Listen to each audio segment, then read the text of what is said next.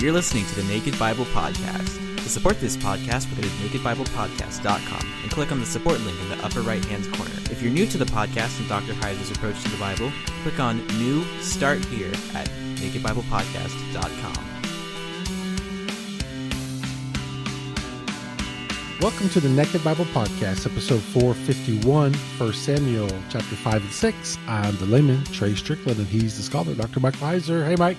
How you doing? Oh, so today, Trey. Not too bad. Yeah. But I'm looking forward to this episode. Yeah. Well, since we're a little late on this episode, we have a chance to watch your Packers beat my Cowboys. How did that make you feel? Yeah, that was the highlight of my day. I was shocked and amazed. Yeah, me too. I'll take it. Yeah, it was pretty rough. Looks like the Packers have rediscovered their offense. Yeah, at the expense of the Cowboys. That's not fun to say out loud. But well, Mike. Yeah, well, you're still a playoff team. I don't think Green Bay is going to be there. True. Well, you say we are, but we magically find a way to fall apart. So hopefully we can keep it together. But all right, Mike. Well, chapter 5 and 6. It's going to be a big one today. Yeah, I think that we'll be around our usual time, but we want to cover two chapters because basically they're both related. It wouldn't make sense to separate them. So what I'm going to do, I'm going to start off by reading both the chapters. Again, they're not too long. I think we can get through this, just so that people are familiar with the story again. So I'm reading from ESV. When the Philistines captured the ark of God, they brought it from Ebenezer to Ashdod. Then the Philistines took the ark of God and brought it to the house of Dagon and set it up beside Dagon. And when the people of Ashdod rose early the next day, behold, Dagon had fallen face downward on the ground before the ark of the Lord. So they took Dagon and put him back in his place. But when they arose early in the next morning, behold, Dagon had fallen face downward on the ground before the ark of the Lord.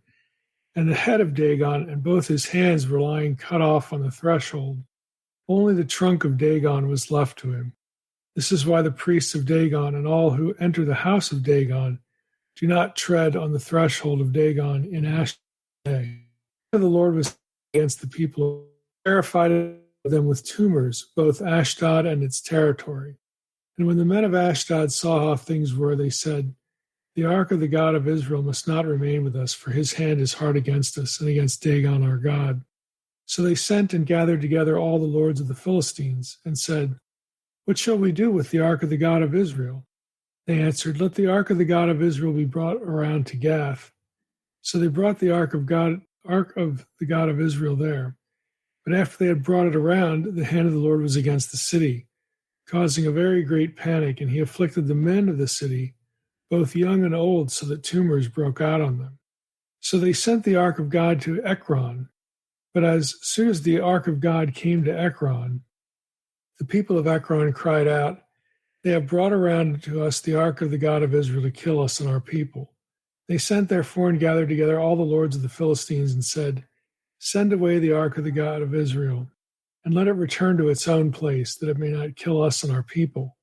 For there was a deathly panic throughout the whole city. The hand of God was very heavy there. The men who did not die were struck with tumors, and the cry of the city went up to heaven.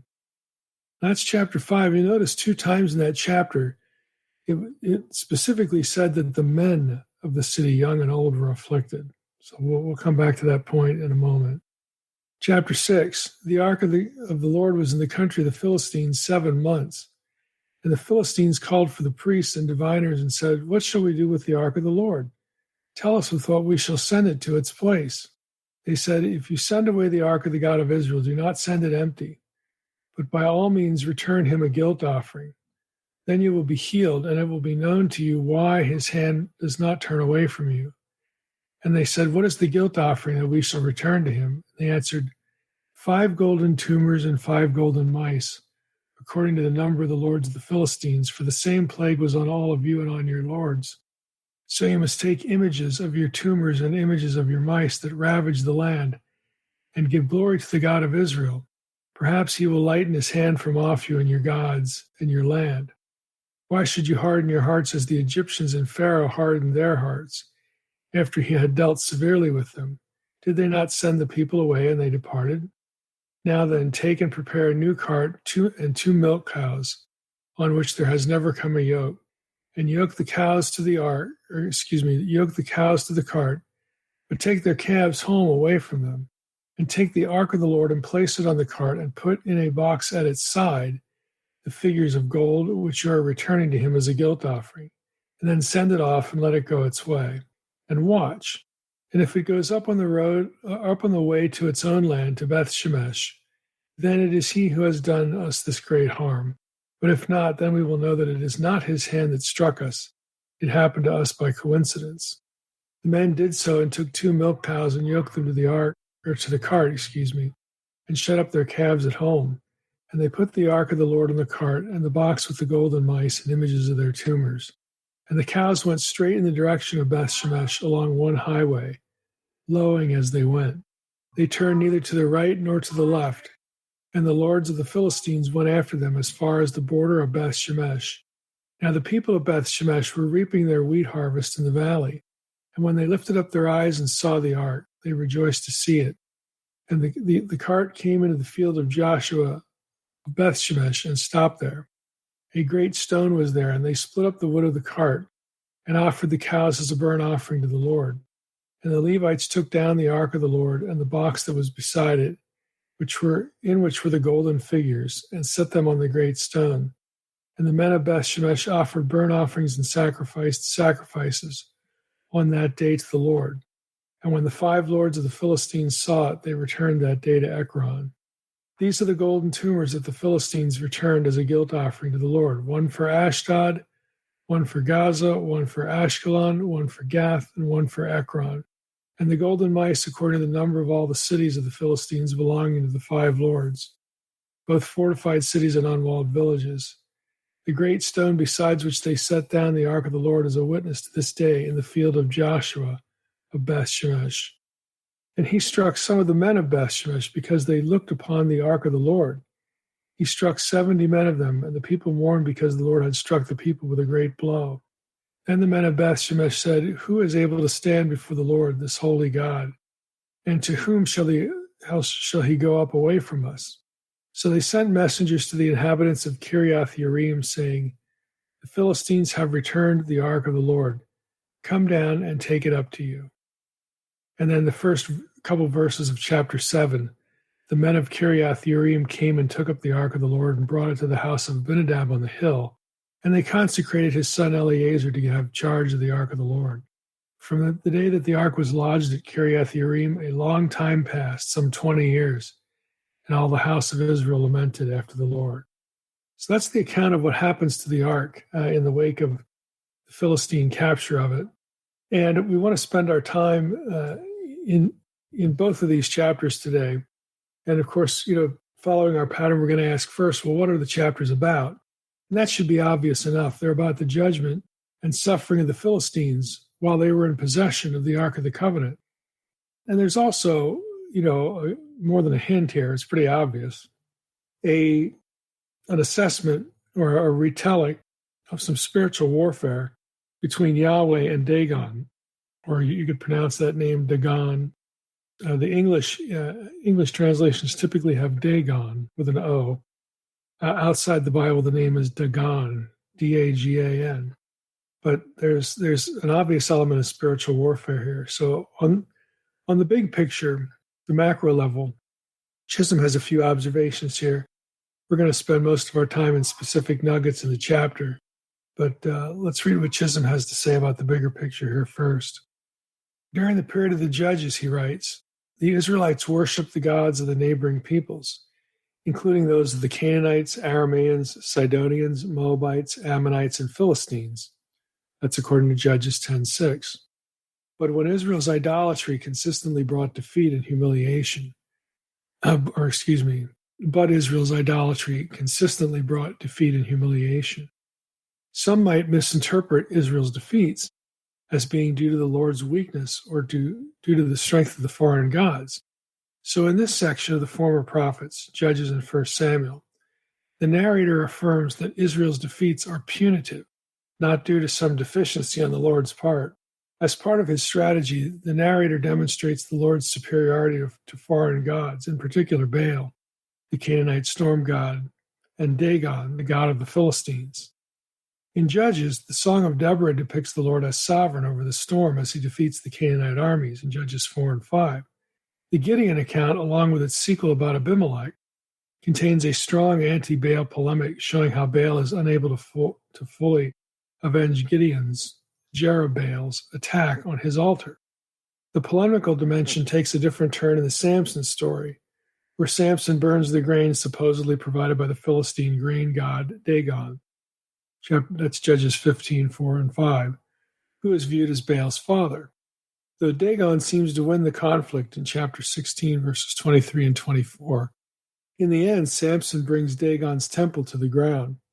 That's Judges 16:30. The polemic against both of these gods continues in 1 Samuel. As noted above, Hannah celebrates the Lord's ability to give fertility in 1 Samuel 2 in terms that echo the Baal myths. Now, chapter 5 tells how the Ark of God humiliates Dagon in the latter's very own temple, and then continues to assault him and his people as long as it remains in Philistine territory. Now, we should note here that the polemic against Dagon also has something to do with fertility. So there's there's a grain element here that Chisholm mentions, but there's also has something to do with fertility, and we'll see that later on. We'll come back to that point. In terms of specific nuggets on these two chapters, specific things that I think are interesting. First of all, there's the confrontation between Yahweh and Dagon, which is really an episode of cosmic geography. Lightheart describes some of the irony in the details.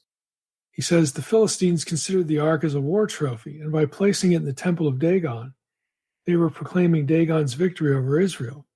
More fundamentally, they were making a theological statement. Dagon, the Philistines believed, was not only superior to Israel, but to Yahweh. The fact that they set the ark beside Dagon highlights the intention. Yahweh might prove useful, but henceforth whatever power he possessed would be harnessed to the purposes of Dagon. Like an honored palace servant, Yahweh was allowed to stand beside Dagon to serve him. But Yahweh did not accept this subservient position for long. He humiliated the god of the Philistines, forcing Dagon to bow before his throne in chapter 5, verse 3. Lightheart wants to draw the analogy between the decapitation of Dagon and Genesis 3:15, but I think he goes too far on that, about the crushing of the head. The verbs are not the same, and the verb here in 1 Samuel, which is karat, is well understood as cut, not crush. So Lightheart fares better with respect to the other details of Dagon's humiliation, though. I'll continue reading.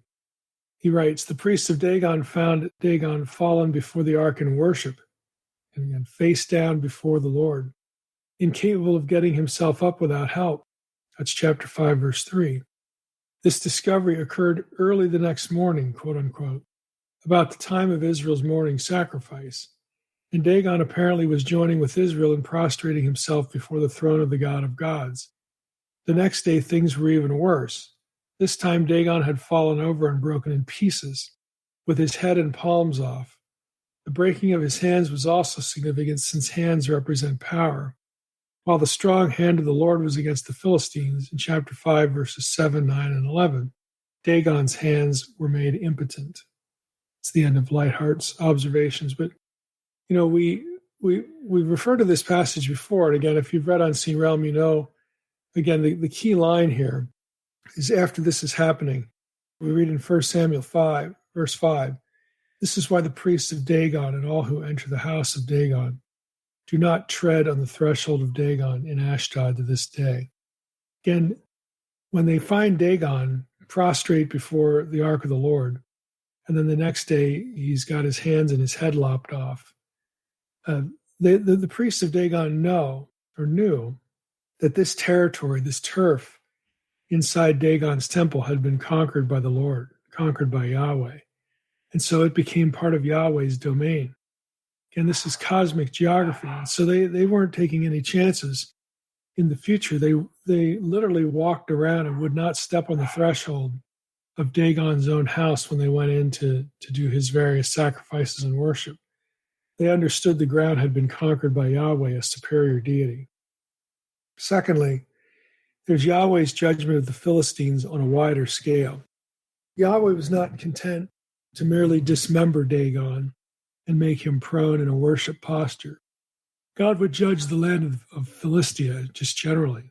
Yahweh's temporary exile from Shiloh would turn into a victory procession. We need to understand two items to understand Yahweh's judgment on the Philistines here. Number one, the nature of Dagon as a deity, and two, the nature of the ʍophalim, which I believe is poorly translated tumors or hemorrhoids in some English translations. The ESV has tumors. But we'll take those in order. First on Dagon. DDD has a nice entry on Dagon. Let me read from that.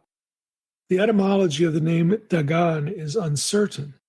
Etymology is based on dag, fish, or dagon, grain, and on a root meaning be cloudy, a root that is attestable in Arabic, are all equally dubious, and there's no contextual evidence from the Hebrew Bible or from Mesopotamian or West Semitic sources to give much support to these speculations. It is wiser to restrict oneself to what can be known from the evidence, principally that Dagon was a major deity, or a deity of major significance in the Mari region in the Old Babylonian period, and that his worship appears to have spread widely in later times. He was thus adopted, no doubt in some syncretistic form, perhaps as a corn god by the Philistines. Now, one note here, this is me now, that's the end of the DDD quote. On the form Dagon or Dagon, like some other languages in the Semitic tree, long A eventually became long O in pronunciation. This is known as, among Semitic language scholars, as the Canaanite shift. Hence, Dagon became Dagon, O in Hebrew. Dagon language critic.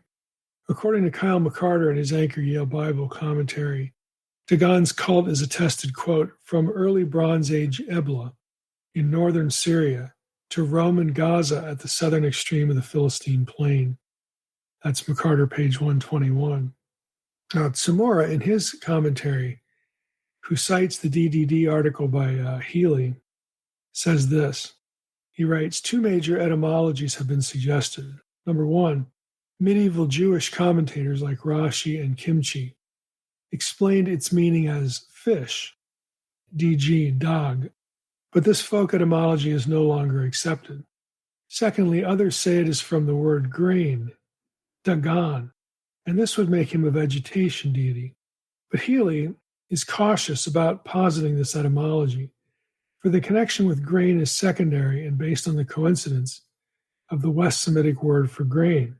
Since Dagon is Semitic and the Philistines were not, they presumably adopted Dagon sometime after their arrival, but how soon is not known. Biblical writers clearly consider Dagon as the Philistines' national god, however, in Judges 16:23 and 1 Chronicles 10:10.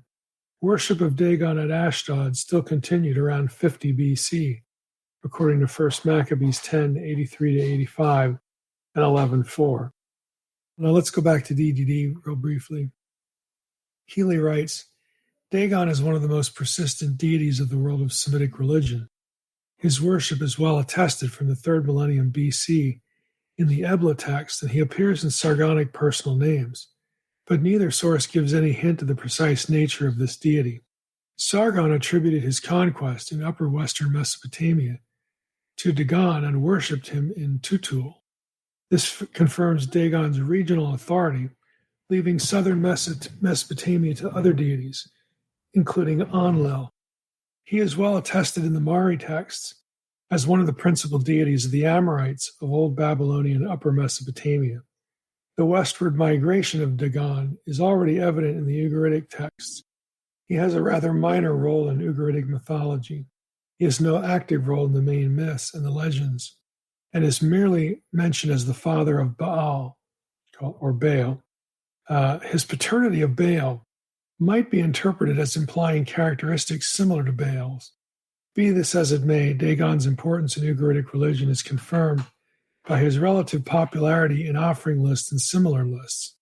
It is noteworthy that in the Ugaritic text, Dagon is twice called Dagon Tutul or Dagon of Tutul, a title which shows the continuity of the Ugaritic Dagon tradition with that of Mari. The fact of Dagon's having no active part in the main Baal myths may reflect the relative lateness of his arrival on the Syrian coast.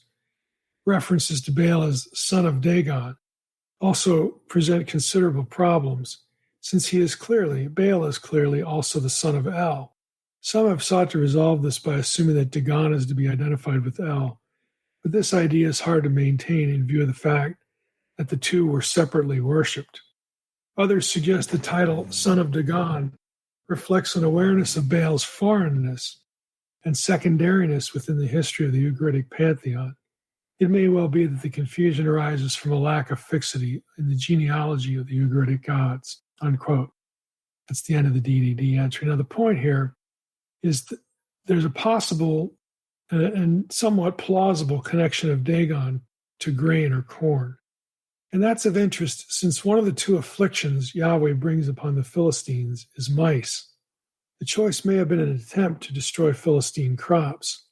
1 Samuel 6:5 has the mice ravaging the land, and that could be a general plague of destruction, but it could be aimed at Dagon specifically, as in Yahweh destroying the grain upon which the Philistines depend, and which they thought was due to the power of their God. The second item to understand is the meaning of ʍophalim. This term is translated tumors in ESV and something similar in other English translations. And it occurs at 1 Samuel 5:6, 5:9, 5:12, and 1 Samuel 6 verses 4 and 5. The archaeologist Aaron Meyer points out that the root of the term, and the root is ayin in Hebrew, ayin pei lamed, which is the same as the word for Ophel, as in the Acropolis or the upper city of ancient Jerusalem, means high or rise, hence a swelling. This is where the tumor or hemorrhoid idea comes from, a swelling on the body. But in two articles, Meyer disputes this. He has what I think is demonstrably a better theory. The two articles, one is popular, written for a popular audience in Biblical Archaeology Review, and the other one is a scholarly article on the same subject. But the one in Biblical Archaeology Review, and I will send that along so that we can put it on the episode website or this episode web page. The two are authored by Aaron Meyer, that's ArenMaier, and the first one, the one in bar, is entitled, Did the Captured Ark Afflict the Philistines with ED, as in erectile dysfunction? That's Biblical Archaeology Review 34, number 3, and that's in 2008. And the scholarly version of this article, which I don't believe is publicly available on the internet, is Aaron Meyer, article title, A New Interpretation of the Term ʍophalim in Light of Recent Archaeological Findings from Philistia. That's in the Journal for the Study of the Old Testament, volume 32, number 1, in 2007, pages 23 through 40. The Meyer's bar article on the ʍophalim notes as follows. I'm going to quote him here at length. He says, the history of the Hebrew text also suggests that ʍophalim is in some ways a strange or at least unusual word. Until about the 10th century AD or CE, Hebrew was written essentially without vowels. In modern Israel, it still is. At that time, a group of Hebrew textual scholars called Masoretes gathered in Tiberias and developed a series of superscripts and subscripts called pointing, those are the little dots and dashes, to indicate the proper vowels in the Hebrew text. Hence, the authoritative Hebrew text is referred to as the Masoretic text, or simply MT. The Masoretes also included elaborate notes on the text called the Masorah. In these notes, the Masoretes indicated that some words written in the text were to be read aloud entirely differently. In their terms, they distinguished between the kethiv, what is written, and the kareh, what is read aloud. What is written is one thing, but what is read aloud in the synagogue may be entirely different. Biblical passages containing the word ʍophalim are still read aloud in synagogues on Sabbath in the annual cycle of Bible readings. But ʍophalim is one of those words that is not pronounced. The Hebrew word tehorim is substituted instead. That is the modern word for hemorrhoids. It appears nowhere in the Bible. It is the word for hemorrhoids used in polite society. There is, however, another possibility. Based on recently recovered archaeological evidence, I believe that ʍophalim refers not to hemorrhoids or tumors or the bubonic plague, but to the male sexual organ. The Philistines were afflicted in their membra viril. That's the end of Meyer for that portion. So Meyer then refers to a variety of archaeological digs at Ashkelon, conducted by Harvard's Lawrence Steger years ago, where 7 small vial-shaped vessels called situlae were discovered.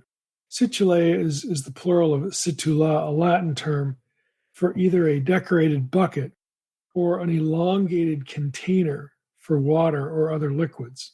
So Meyer writes at another point in his article, the situlae were found in what was apparently a cultic corner, along with other cult objects and a votive offering table.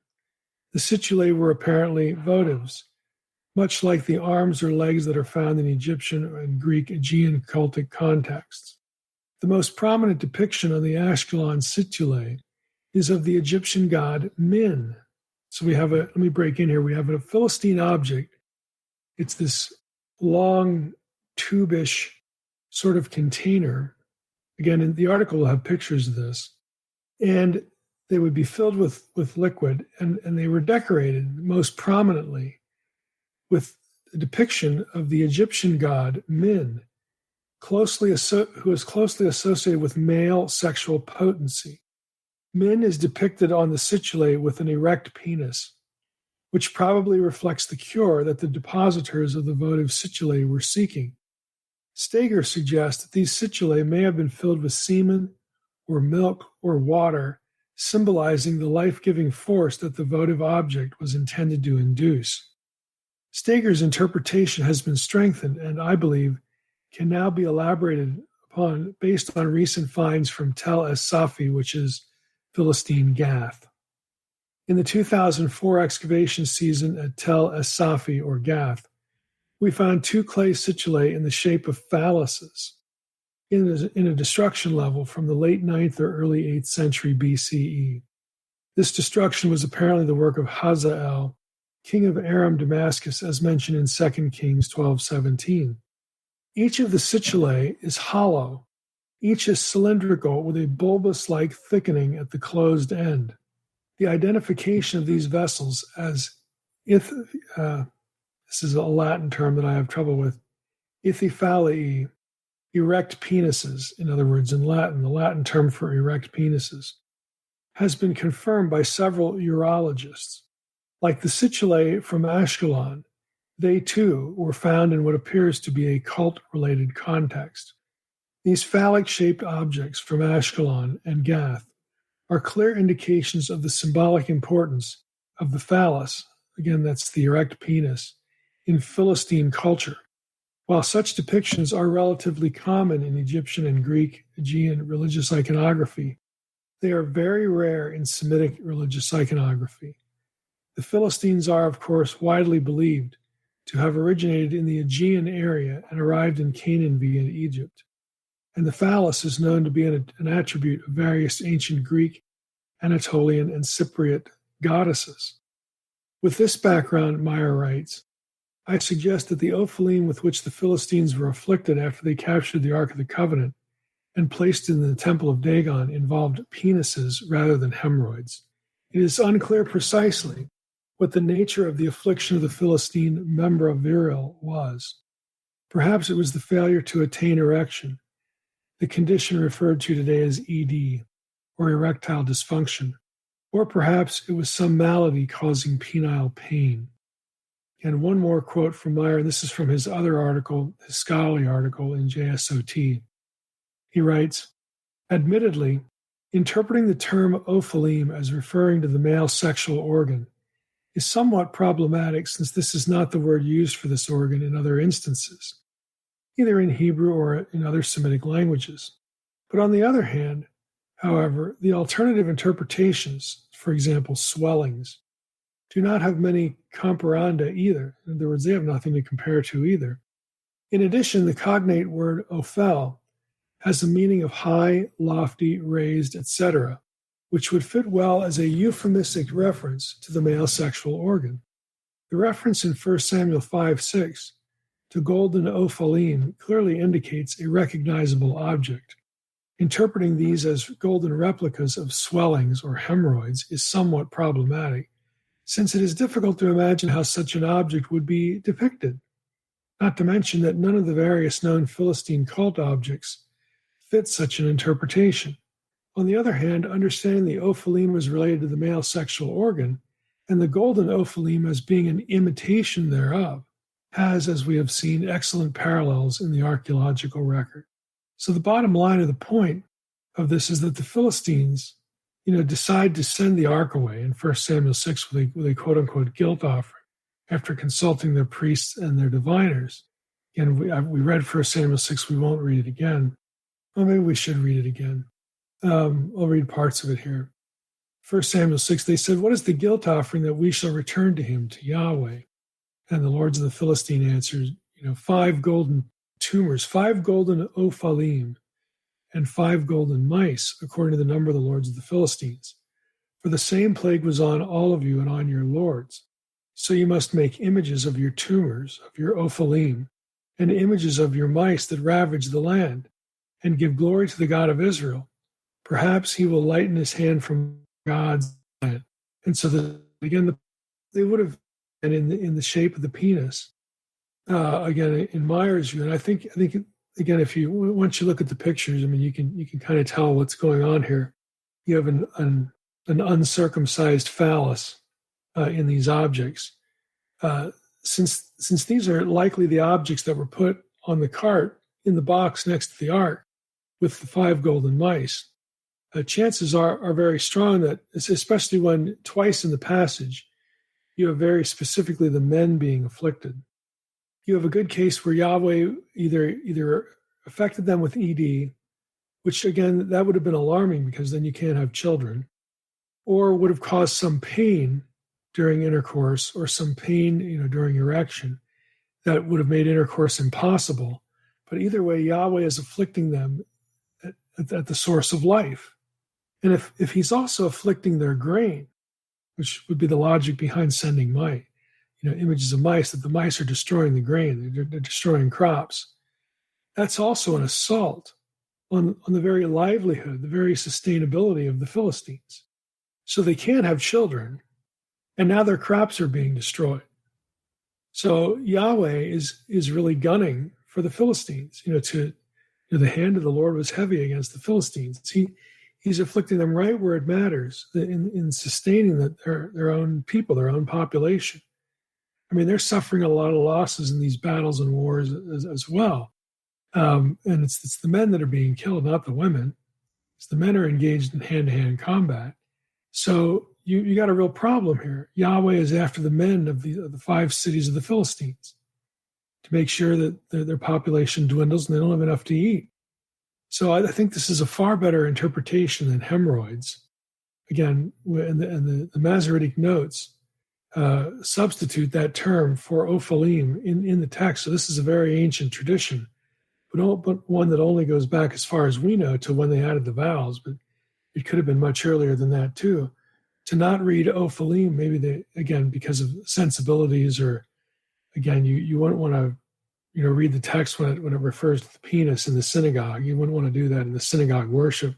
So you have a euphemistic substitute, this swelling, or this elongated thing. Okay, that this would be a good way to euphemistically read the text in the synagogue. And it makes a lot of sense. It has a lot of explanatory power. And again, I think it really is the point with the whole of these 2 chapters, in chapters 5 and 6. So when we read the rest of it, they prepare the new ark, or the new cart, with 2 milk cows, which had never taken a yoke, and they yoke it together, and they send, the calves back home, and then they send the ark of God on its way. And it goes to Beth Shemesh, so there's no mistaking that Yahweh was behind this harm, what was going on in the Philistines. The ark goes to Beth Shemesh, where unfortunately some of the people used the ark, or used not only did the logical thing of offering sacrifice, but unfortunately some of the men looked inside the ark, which would have required them touching it, and they pay with their lives. In verses 19 through 20, the Lord strikes some of the men of the Beth Shemesh because they looked upon the ark of the Lord. He struck 70 men, and then the people mourned because the Lord had struck the people with a great blow. This is going to happen elsewhere in Scripture too. That when it's okay to look at it, but if you touch it in some way, and the academic speculation is that they looked inside of it rather than just looking at it, you could translate the preposition there upon as within or something like that. Then that this explains why the Lord struck them down at Beth Shemesh. But again, the ark of God stays there for a while, and eventually, as you trickle into chapter 7, the men of Kiriath Yearim come and took up the ark of the Lord, and that's where it stays for the next 20 years. So it's separate from the tabernacle at Shiloh, again, for the next 20 years. But again, this is all a result of what, the Philistines taking the ark, which of course was ultimately the result of Eli and his sons being so wicked, and that God handed them over to the Philistines. So this is a good place to stop with the ark being transported into Kiriath Yearim. But our focus today, again, in chapters 5 and 6, again, I think, as you look at the article that we'll post and think about the considerations of what Meyer is arguing for, there's a lot of explanatory power here, again, to make sense of what's going on, not only with the words, this obscure word ʍophalim, or at least the sensitive word ʍophalim in the chapter in Jewish tradition, but also just archaeologically. I mean, this is a good place where archaeology really does shed light on the text and gives us a reading or an understanding of the text that, like I said before, has explanatory power for what's going on. So, Mike, just so that I'm hearing things right, if you look into the Ark of the Covenant, it gives you hemorrhoids. That's what you're saying. No, it gives you worse than that. Okay. All right. So don't look. That's pretty much it for you. No matter what you hear, keep your eyes shut, is what you're saying. Didn't you see the movie? That's what I just said. I just quoted. No matter what you hear, keep your eyes shut. Yeah. Okay. All right. Good deal. All right. Well, Mike, real quick, I wanted to mention, promote our Advent book because it is November. December is just a few weeks away. If you're a pastor or a leader and you want specific artwork for promoting it or using in sermons or whatnot, to let him know, you can email him at anadventforthecosmos.com. He's got coloring books there for sale as well. Or you can get the link at our nakedbiblepodcast.com or just search for an Advent for the Cosmos on Amazon, authored by Jeffrey Pitts, and he'll be more than happy to hook you up. All right, then. Well, we're looking forward to chapter 7 next week. And with that, I want to thank everybody for listening to the Naked Bible Podcast. God bless. Thanks for listening to the Naked Bible Podcast. To support this podcast, visit www.nakedbibleblog.com. To learn more about Dr. Heiser's other websites and blogs, go to www.drmsh.com.